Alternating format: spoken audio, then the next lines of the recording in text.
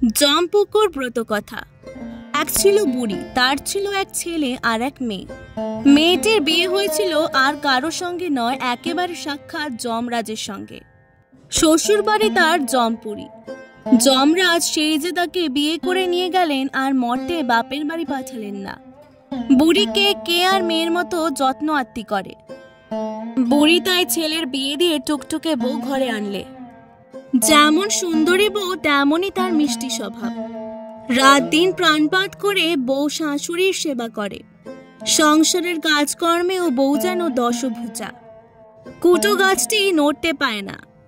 দেখতে দেখতে কার্তিক মাস এসে পড়ল। উঠোনের মাঝখানে পুকুর করে বউ বসল পুজোয়। তাই না দেখে শাশুড়ির মনে জাগলো সন্দেহ। বউ বুঝি কি টুকটাক করতে বসেছে। ভাবলে মনে মনে, তাই যদি না হবে তবে কি গুণে কাকছিল অব্দি বউয়ের এমন বশ হয়েছে। বাজখায় গলায় হাঁকলে তখন বুড়ি। ওলো পোড়ার মুখী, কি হচ্ছে ও? কি হিল বিলোচ্ছিস, কি বীর বিরোচ্ছিস শুনি?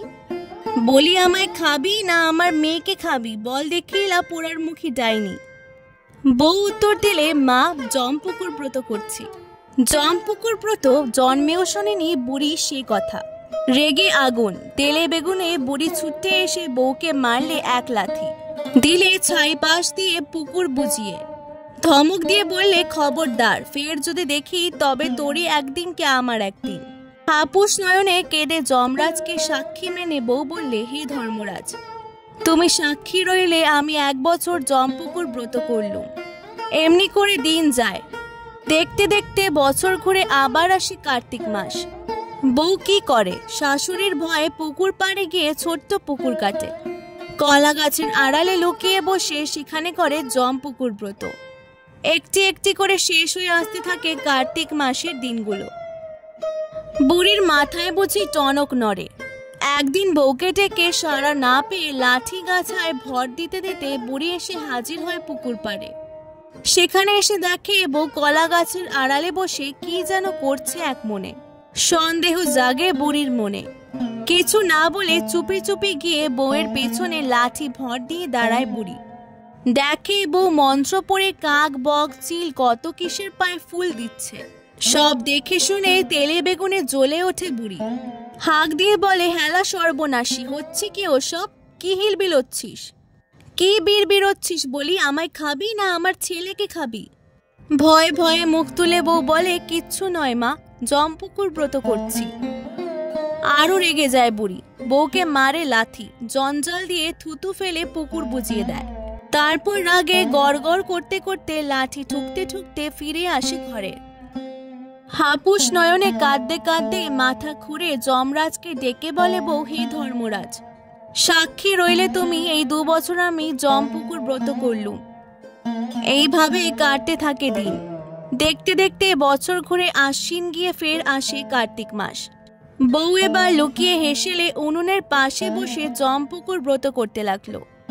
কার্তিক মাসও শেষ হয় আর মোটে কটা দিন বাকি। এমন সময় একদিন বুড়ি সব দেখতে পেয়ে বউকে এই মারে তো সেই মারে। তারপর অকথ্য কুকথ্য বলতে বলতে লাথি মেরে পুকুর ভেঙে বুঝিয়ে দেয়। 3 বছর এই অলক্ষণে কাণ্ড। বউয়ের চোখের জল আর বাদ মানে না।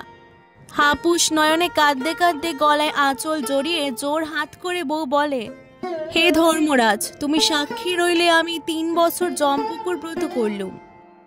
এমনি করে দেখতে দেখতে সে বছরও কেটে গেল। আবার এলো কার্তিক মাস। নির্জন জায়গা খুঁজে বাড়ির পেছন দিকে ছাই গাদার ধারে এসে বউ পুকুর করলে সেখানে বসে করতে লাগলো জমপুকুর ব্রত। কার্তিক মাসের সঙ্গে সঙ্গে বুড়ির মাথায় টনক নড়েছে। বাড়ির চারিদিক খুঁজে দেখলে বুড়ি না, এবার কোথাও আর পুকুর হয়নি। যাক, বাঁচা গেছে। স্বস্তির নিঃশ্বাস ফেললে বুড়ি। কিন্তু তবুও কেন মনের খুঁতখুঁতনি যায় না। অবাক হয়ে ভাবে বুড়ি, আর মনে মনে সাপসাপন্ত করে বউয়ের উদ্দেশ্যে। মাস শেষ হতে আর একদিন মোটে বাকি। হঠাৎ বুড়ির চোখে পড়ল বউ ফুল জল নিয়ে চলেছে কোথায়। চুপি চুপি তার পিছু নিল বুড়ি। এসে দেখলে বউ ছাই গাদার ধারে বসে পুকুর করে পুজো করছে। আর যায় কোথা, লাঠি ঠক ঠক করতে করতে তেড়ে এসে বউকে মারলে এক লাথি, শুরু করে দিলে বউয়ের বাপ মা তুলে গালাগাল। লাঠি মেরে পুকুর ভেঙে ছাই দিয়ে দা বুঝিয়ে দিয়ে রাগে গজর গজর করতে করতে ফিরে এলো ঘরে। বুড়ো হাড়ের কি তেজ, বেদম লেগেছিল বউয়ের। যন্ত্রণায় কাতরে উঠে কাঁদতে কাঁদতে পুকুর ভাসিয়ে দিলে বউ বেচারা। অনেকক্ষণ কাঁদবার পর উঠে বসে গলায় আঁচল দিয়ে কাতর সুরে বললে বউ, হে ধর্মরাজ, সাক্ষী রইলে তুমি, 4 বছর জমপুকুর ব্রত করে আজ ব্রত উদযাপন করলুম আমি।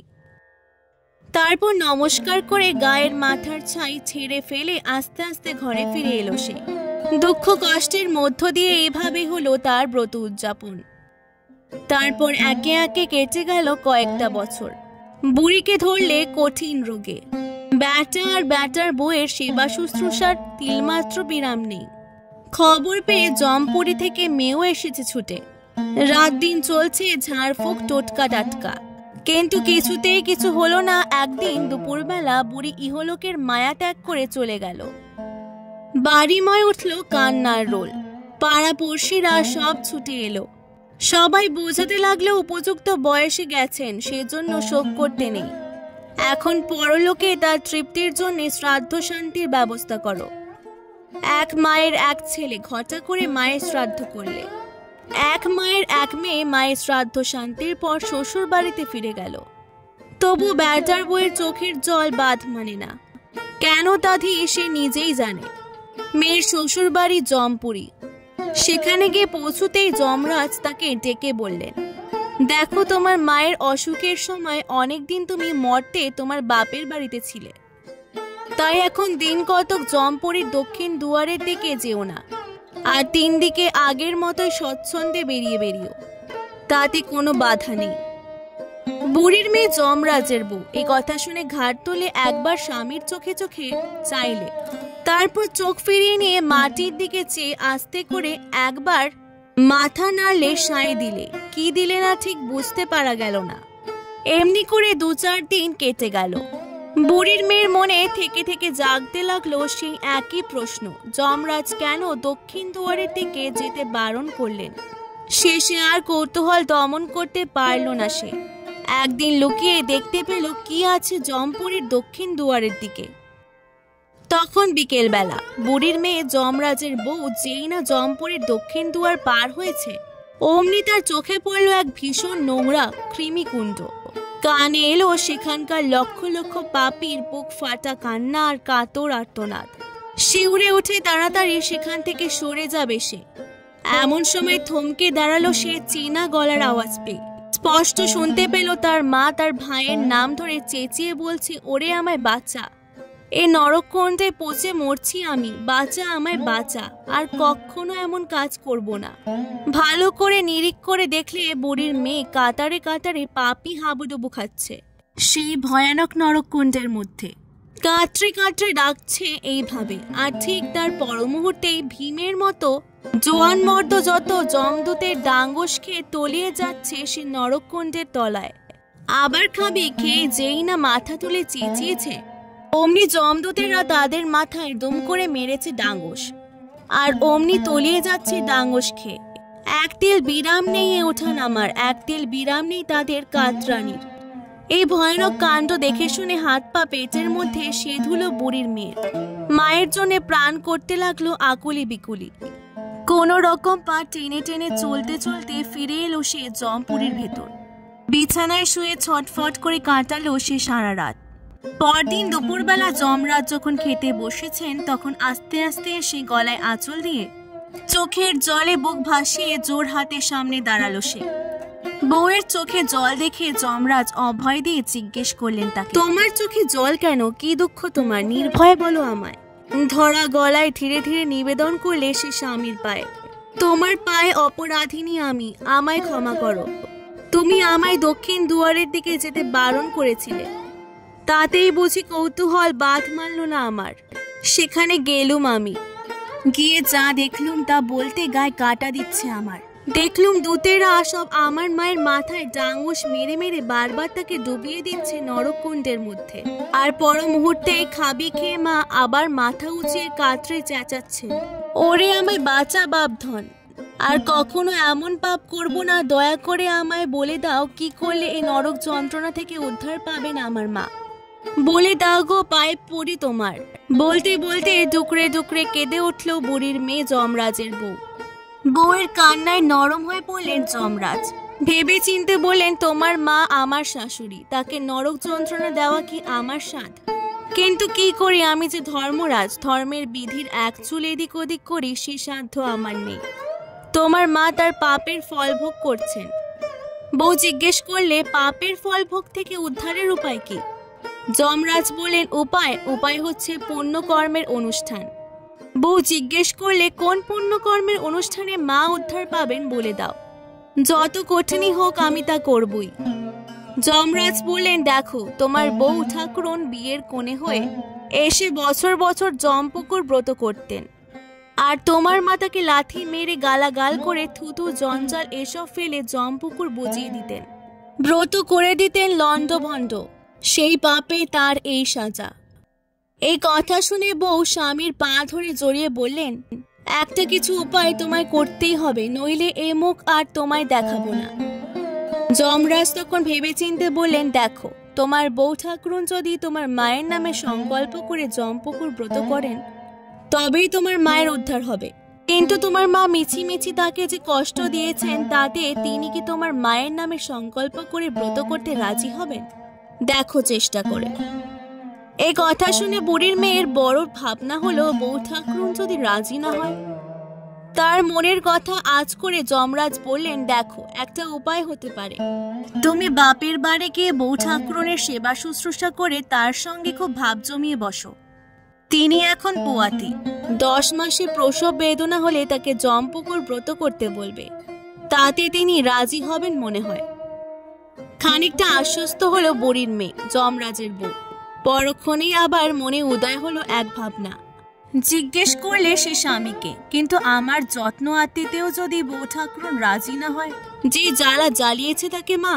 যমরাজ বলেন, সেই জন্যে ভেবো না, প্রসব বেদনা উঠলেই আমি গিয়ে বউ ঠাকুরনকে ভর করে থাকবো। ব্রত শেষ না হওয়া অবধি তার পেটের ছেলে বার হবে না। তিনি ব্রত শুরু করলেই তোমার মা নরককুণ্ড ছেড়ে উঠতে থাকবেন। ব্রত শেষ হলেই তার উদ্ধার পূর্ণ হবে, আর সঙ্গে সঙ্গে বউ ঠাকুরনের কোল আলো করে 4 পানা ছেলে হবে। এই কথায় সম্পূর্ণ আশ্বস্ত হয়ে বুড়ির মেয়ে যমরাজের বউ শুভক্ষণ দেখে বাপের বাড়ি যাত্রা করলে।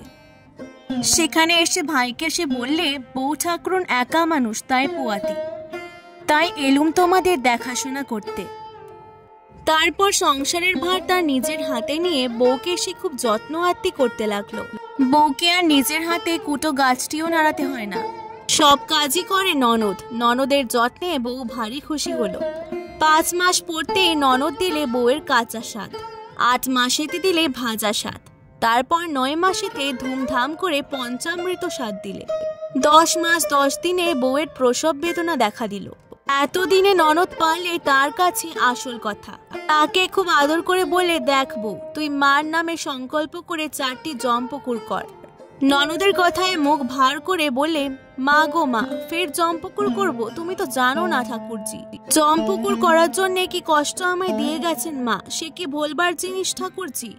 মর্মে মর্মে গাঁথা হয়ে গেছে সে সব চিরজন্মের মতো। যখনই ব্রত করতে বসতো মা এসে থুতু দিয়ে জঞ্জাল দিয়ে তাড়াতাড়ি বউয়ের মুখ চাপা দিয়ে ননদ বললে, সব জানি বউ, সব জানি, কিন্তু যা হবার তো হয়ে গেছে, তা নিয়ে কথা বাড়িয়ে লাভ কি বল?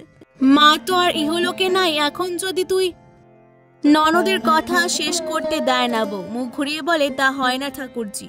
অনেক সাধ্য সাধনা করে বুড়ির মেয়ে, কিন্তু বউয়ের সেই একই কথা, তা হয় না ঠাকুরজি।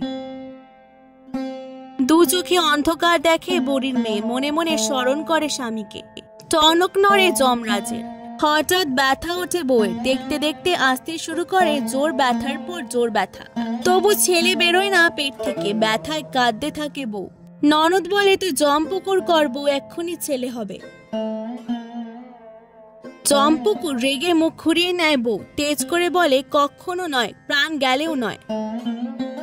ব্যথা বেড়েই চলে, ধাক্কায় ধাক্কায় ব্যথা, জোর জোর ব্যথা। মুষড়ে পড়তে থাকে বউ। জমপুকুর কর বউ, জমপুকুর কর, বারবার বলতে থাকে ননদ। শুনেই রাগে মুখ ঘোরায় বউ, ফের কুকিয়ে ওঠে ব্যথার ধাক্কায়। মিছে কেন কষ্ট পাচ্ছিস বউ, বুঝিয়ে বলে ননদ। পুজো কর, এক্ষুনি খালাস হবি, এক্ষুনি ছেলে হবে। যন্ত্রণায় কাটা ছাগলের মতো ছটফট করছে তখন বউ। ননদের কথা এবার ধর্মর করে উঠে পড়ে। তাড়াতাড়ি উঠোনে এসে করে 4টে পুকুর। শাশুড়ির নামে করে জমপুকুর ব্রত। যেমনি ব্রত শেষ হয় অমনি আসে যেন এক জোর ধাক্কা। এনিয়ে বিনিয়ে যায় বউয়ের সারা শরীর।